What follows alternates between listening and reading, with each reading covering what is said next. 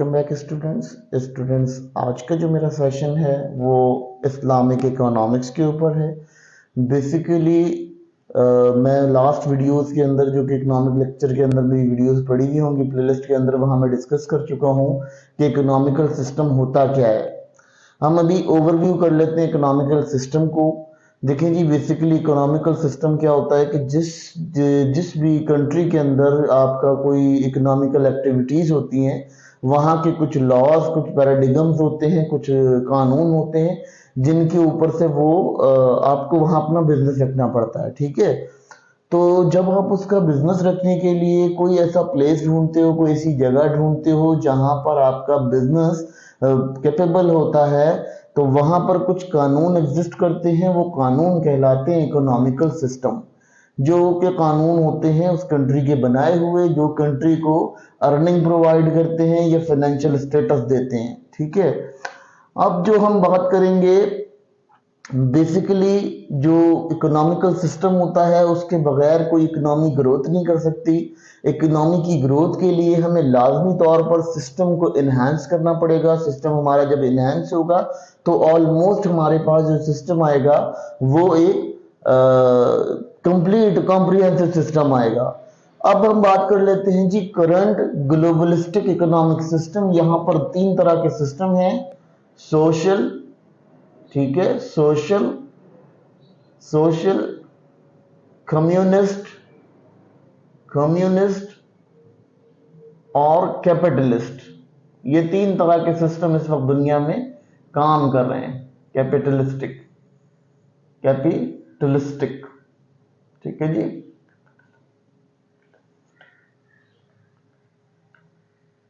Capitalistic, ठीक है जी। Capitalistic, आपके पास ये तीन जो मेजर सोशल स्टेटस हैं, यानी ये हमारे इकोनॉमिकल स्टेटस हैं जो यूज हो रहे हैं, यूज कर रहे हैं हम उसको। हम बेसिकली स्टेटस इसलिए कह रहे हैं कि ये कंट्री का मेयार होता है, वो मेयार के अकॉर्डिंग उसको डेवलप करता है। वो मेयार जो कहलाता है वो इकोनॉमिकल सिस्टम कह लें या निज़ाम कह लें। अपने मेयार को मेंटेन करने के लिए जो कंट्री प्लानिंग करता है या जो कंट्री जो कंस्ट्रक्शन करता है, वो कंस्ट्रक्शन जो है वो कहलाती है आपकी सिस्टम। ठीक है, कि जिसमें आप प्लानिंग करते हो, आपका जो भी करंट इशू होता है उस करंट इशू के ऊपर जो आप भी डिस्कशन करते हो, ये डिस्कशन आपकी कहलाती है सिस्टम, निजाम। ठीक है, अब आपके पास क्या आता है, सोशल, कम्युनिस्ट और कैपिटलिस्ट। तीन सिस्टम होते हैं, सोशल, कम्युनिस्ट और कैपिटलिस्ट। सोशल सिस्टम में क्या होता है, सोशल सिस्टम में आपको गवर्नमेंट जो है वो टोटल इंटरवेन करती है। ठीक है, और उसमें पब्लिक और प्राइवेट सेक्टर दोनों मिलकर कंट्री की इकोनॉमी के लिए काम करते हैं। पहले मैं इसकी ओवरव्यू दे चुका हूं, लेकिन मैं आपको एक सिंपल सा ओवरव्यू यहां दे रहा हूं क्योंकि मुझे ग्लोबलिस्टिक इकोनॉमी को समझाना है। ठीक है, तो सोशल क्या होता है, जिसमें बोथ कंट्री जो है वो गवर्नमेंट भी इंटरवेन करती है बिजनेस के अंदर, और जो गवर्नमेंट इंटरवेन करती है उसके अलावा पब्लिक सेक्टर भी इंटरवेन करता है। ठीक है, और उस पर जो है गवर्नमेंट जो है रिस्ट्रिक्शन लगाती है, टैक्स लाइक लगाती है, जो भी चीजें लगाती है वो गवर्नमेंट उसके अंदर टोटल इंटरवेन करती है। ये सोशलिस्टिक सिस्टम जो है, ये सोशलिस्टिक सिस्टम यूएस में फॉलो होता है, यूएस कंट्रीज के अंदर फॉलो होता है। ये इंटरनेशनली अगर हम बात करें ग्लोबली, तो सोशल सिस्टम जो है वहां फॉलो होता है। फिर उसके बाद आता है जी कम्युनिस्ट सिस्टम। कम्युनिस्ट सिस्टम में क्या होता है, कम्युनिस्ट सिस्टम के अंदर आपके पास जो मार्केट होती है वो गवर्नमेंट डिसाइड करती है और उसका टोटल कंट्रोल जो है वो गवर्नमेंट रखती है। आपको वो ओनरशिप प्रोवाइड नहीं करती, वो सिर्फ आपको कहती है कि आपने ये प्रोड्यूस करना है और इतनी क्वांटिटी में प्रोड्यूस करना है। तमाम प्लानिंग जो है इकोनॉमी की वो कम्युनिस्ट सिस्टम करता है, कम्युनिस्ट सिस्टम के अंदर की जाती है। ठीक है, तो कम्युनिस्ट सिस्टम जो है वो ये है कि उसमें क्या होता है कि उसमें पूरी की पूरी गवर्नमेंट होल्ड करती है, गवर्नमेंट का इंटरवेन होता है, गवर्नमेंट होल्ड करती है। उसके अलावा वो जो भी उसकी रिक्वायरमेंट्स हैं, वो रिक्वायरमेंट्स गवर्नमेंट ही आपको देती है कि आपने इतना चीज को प्रोड्यूस करना है और इतनी तादाद में प्रोड्यूस करना है, इस क्वांटिटी में प्रोड्यूस करना है। ठीक है, तो वो आपको जो है वो गवर्नमेंट पूरे का पूरा प्रोवाइड करती है। फिर उसके बाद क्या आता है, कम्युनिस्ट सिस्टम के बाद कैपिटलिस्ट सिस्टम आता है। यहाँ पर कैपिटलिस्ट सिस्टम में क्या होता है कि मार्केट बिल्कुल फ्री होती है। ठीक है, इसके अंदर क्या होता है, मार्केट बिल्कुल फ्री होती है और फ्री होने के अलावा वो क्या करती है, वो उसके अंदर गवर्नमेंट को इंटरवेन नहीं करती, बिल्कुल आजादी से रहती है, ठीक है। उसमें गवर्नमेंट क्या करती है, लॉ एंड ऑर्डर को कवर करती है, यानी जो मुल्क में कोई इलीगल तरीके से पैसा कमा रहा है या इलीगल तरीके से बेनिफिट्स कमा रहा है तो उसके ऊपर वो गवर्नमेंट जो है होल्ड ऑन करती है, कूप अप करती है, ठीक है। अब आपके पास क्या होता है जी आपके पास यहाँ पर एक सिस्टम आ जाता है कैपिटलिस्ट सिस्टम। कैपिटलिस्ट सिस्टम में क्या होता है कि यहाँ पर आपके पास गवर्नमेंट जो है वो आपकी इंटरवेन नहीं करती, मार्केट आपकी फ्री होती है, यू आर प्रोड्यूसर, आप प्रोड्यूसर होते हो, जिस भी लेवल पर आप प्रोड्यूस करना चाहते हो वहां प्रोडक्शन कर सकते हो। और प्रोडक्शन करने की वजह से क्या होता है, आपकी जो प्रोडक्शन लेवल होता है वो इंतहाई कूप अप कर जाता है, बढ़ जाता है। इससे ये होता है कि ज्यादा से ज्यादा कंपटीशन होता है मार्केट के अंदर, और ये ज्यादातर स्मॉल मार्केट्स के अंदर होता था। ये उस वक्त होता था जब बार्टर सिस्टम हुआ करता था, मगर अब ये सिस्टम जो है वो कहीं कहीं कंट्रीज में पाया जाता है, जैसे इसको यूके फॉलो करता है। इस सिस्टम को यूके कंट्रीज जो यूनाइटेड किंगडम की कंट्रीज हैं वो कंट्रीज इसे फॉलो करती हैं सिस्टम को, ठीक है। अब इसके तीनों सिस्टम के अंदर एक और सिस्टम आता है जो मिक्स्ड इकोनॉमिक सिस्टम कहलाता है। मिक्स्ड इकोनॉमिक सिस्टम कहलाता है। अच्छा, अब इन तीनों में क्या होता है, ये मिक्स्ड इकोनॉमिक सिस्टम में क्या होता है कि वो ये इसकी भी कुछ चीजें क्वालिटी लेती है, इसकी भी कुछ क्वालिटीज लेती है और इसकी भी कुछ क्वालिटीज लेती है, यानी सोशल की भी क्वालिटी लेती है, कम्युनिस्ट की भी लेती है और कैपिटलिस्ट की भी लेती है। तो ये आपका कहलाता है मिक्स्ड इकोनॉमिक फंक्शन। यानी इसमें क्या होता है, इसमें गवर्नमेंट कहीं कहीं इंटरवीन भी करती है, कहीं कहीं आपको लेफ्ट भी कर देती है। अगर हम बात कर लेते हैं अंडर डेवलप्ड स्टेट की, तो मोस्टली अंडर डेवलप्ड स्टेट जो है वो मिक्स्ड इकोनॉमिक सिस्टम को फॉलो ऑन करते हैं, जैसे कि हम इंडो पाक की या मजीद अंडर डेवलप्ड स्टेट अफ्रीका वगैरह की, इस तरह की जो कंट्रीज हैं जहां डेवलपिंग नेशंस हैं वो मोस्टली मिक्स्ड इकोनॉमिक सिस्टम को फॉलो करती हैं, क्योंकि उनके पास जो है वो अपने प्लान्स को भी रखती हैं, अपना प्लान भी करती हैं और वो आवाम को थोड़ी सी आजादी भी दे देती हैं। तो ये इसके अंदर जो है वो मिक्स्ड इकोनॉमिक फंक्शन बन जाता है। तो ये मिक्स्ड इकोनॉमिक सिस्टम जो है इस तरह से है कि इन तीनों की जो कैरेक्टरिस्टिक्स हैं वो यहाँ पर एक ही सिस्टम में फॉलो होती हैं, ये मिक्स्ड इकोनॉमिक फंक्शन होता है। तो ग्लोबलिस्टिकली हमारे पास ये सिस्टम फॉलो होते हैं। अब ये सिस्टम फ्लॉप कैसे हुए, सिस्टम में फ्लॉप होने की सबसे बड़ी वजह ये हुई कि इसमें देखा ये जा रहा था कि जो रिच कंट्रीज थे वो रिच हुए जा रहे हैं और जो पुअर कंट्रीज हैं वो मजीद पुअर होते चले जा रहे हैं, ठीक है। और उनके पास जो है वो मजीद कैपेसिटी कम हो रही है, जैसा कि वो जितना वो प्रोड्यूस कर रहे हैं उस हिसाब से वो उसमें उसकी जो पैसा है वो नहीं मिल रहा। तो देखा जब ये गया तो फिर जो इकोनॉमिस्ट थे उन्होंने कुछ जो है उसको रिसर्च की, और रिसर्च करने के बाद उन्होंने एक नए पैराडिगम का आगाज किया जिसको हम इस्लामिक इकोनॉमिक सिस्टम कहते हैं, ठीक है।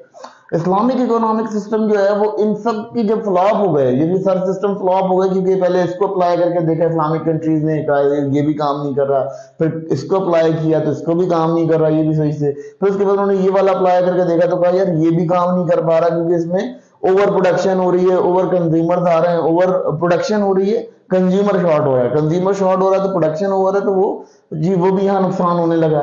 फिर उन्होंने मिक्स्ड इकोनॉमिक फंक्शंस को भी देखा कि मिक्स्ड इकोनॉमिक फंक्शंस के थ्रू चल लेते हैं, तो वहां भी उनको जो है वो फ्लॉप होना पड़ा। यानी इस वक्त जो कंट्रीज हैं वो जो अंडर डेवलप्ड कंट्रीज हैं या मुस्लिम कंट्रीज हैं वो इस चीज के ऊपर जो है वो फ्लॉप हो रही है, उनके ये सिस्टम फ्लॉप हो रहा है उनके पास।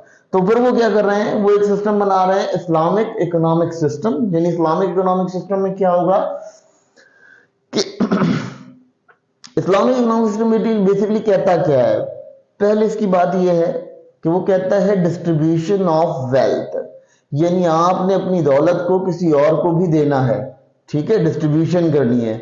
डिस्ट्रीब्यूशन कैसे करनी है, उसकी कंडीशन ये होती है कि आपके माल में से 2.5% ज़कात जाएगी। अगर आप एक बिजनेसमैन है तो आपने 2.5% ज़कात देनी है। अल्लाह ताला ने इसका वादा किया कि अगर आप 2.5% ज़कात देंगे तो आपको उससे डबल दिया जाएगा, उससे डबल किया जाएगा, ठीक है, जैसा कि कुरान की तशरीह में आता है और कुरान इसको बताता है। फिर उसके बाद दूसरी बात अगर हम करते हैं कि इस्लामिक इकोनॉमिक सिस्टम में दूसरा बात क्या होती है कि सूद की कोई जगह नहीं है, कोई गुंजाइश नहीं है। इन सब सिस्टम्स के अंदर क्या था कि यहाँ सूद का हेर फेर ज्यादा था, तो इससे क्या होता था कि जो गरीब हो रहा होता था वो लो और गरीब हो जाता था, और जो अमीर हो रहा होता था वो डबल अमीर हो जाता था। तो सूदी निजाम के खिलाफ जो है वो इस्लामिक इकोनॉमिक सिस्टम ने स्टैंड अप लिया और वो खड़ा हुआ। फिर उसके बाद उसने क्या किया, उसने एक और चीज, एक और निजाम निकाला कि उसने क्या किया, उसने एक बैतुल माल का सिस्टम ड्रा किया। बैतुल माल का क्या सिस्टम था कि जब कोई गरीब आदमी होगा जो कमा नहीं पाता होगा, जिसकी सलाहियत नहीं होगी, तो जो उमरा लोग होंगे, ये शहर के जो रईस लोग होंगे, वो वहां पर अपना कुछ ज़कात और खैरात जमा कराएंगे, और वहां से क्या होगा कि वहां से जो बैतुल माल का सिस्टम है, यानी बैतुल माल, यानी वहां पे उन गरीबों को राशन वगैरह दिया जाएगा, और राशन भी दिया जाएगा, या उनकी जो मेडिकेशन वगैरह है ये दी जाएंगी।